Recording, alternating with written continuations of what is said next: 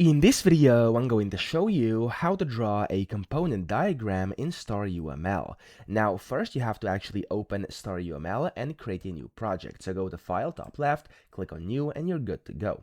Now, from here, we're actually going to add the component diagram. So to do this, go to Model up top, hover over Add Diagram, and then click on Component Diagram over here, which is going to populate this field over here on the left, and then this one on the right as well. So from here, we're going to go ahead and basically create it, okay? It's actually very simple. Just follow my process. So we're going to be modeling an online shopping system, and the main components will include the user interface, which is basically where customers browse and order products. Then we're going to have the order processing, which handles orders. We're going to have the payment gateway as the third step, which is basically what processes payments. Then the inventory management, which tracks stock, and then the shipping service, which handles delivery, okay? Now, component diagrams help us visualize the high-level structure of a system and how parts interact, okay? So of course we're going to create a very simple one, but you'll kind of get the idea of how to do it even if you're trying to build more complex diagrams with this, okay?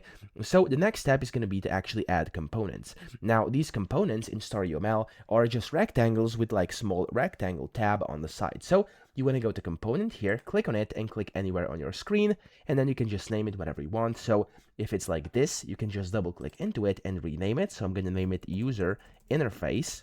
There we go, press enter, and there we go, we have our first component. Now, it's actually very simple to do this, so I'm just going to create all the other ones as well. Now, to add the other component, just click component, add the other one, and of course, you can add however many you want. So, I'm going to do order processing like that, there we go.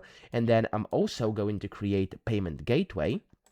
So, payment gateway, there we go. And I'm going to put this one over here. Then I'm going to do inventory management because that's what we need.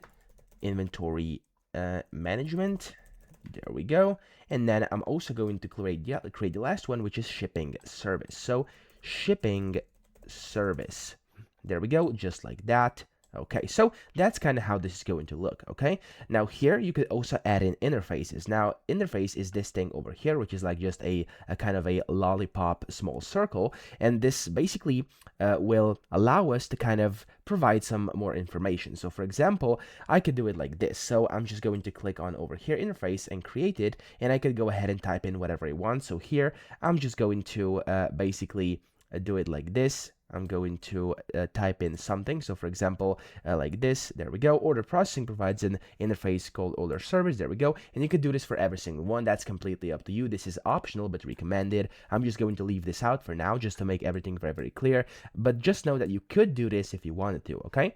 Now, the next step is going to be to connect components. Now with this, we're going to use these dependency lines over here. So to do this, we're going to do it like this. I'm going to click on dependency, and I'm going to click on user interface and connect it to order processing like that. And there we go. As you can see, I now have kind of a dotted line over here, which is basically going to show me like how these things are working. I can move this around, and it's going to move together with the arrow, which is actually quite convenient in case you want to kind of recreate your visual after you're done. So, of course, we're going to go and connect order processing with both payment gateway because it depends on payment service, and then inventory management because it depends on, of course, inventory service, and then the shipping service, which depends on shipping service. So I'm going to just do dependency like this, and then like this, and then last but not least, the last one like this, okay? So this is basically how that works, okay? So that's how you actually create a diagram. But if your system is very huge,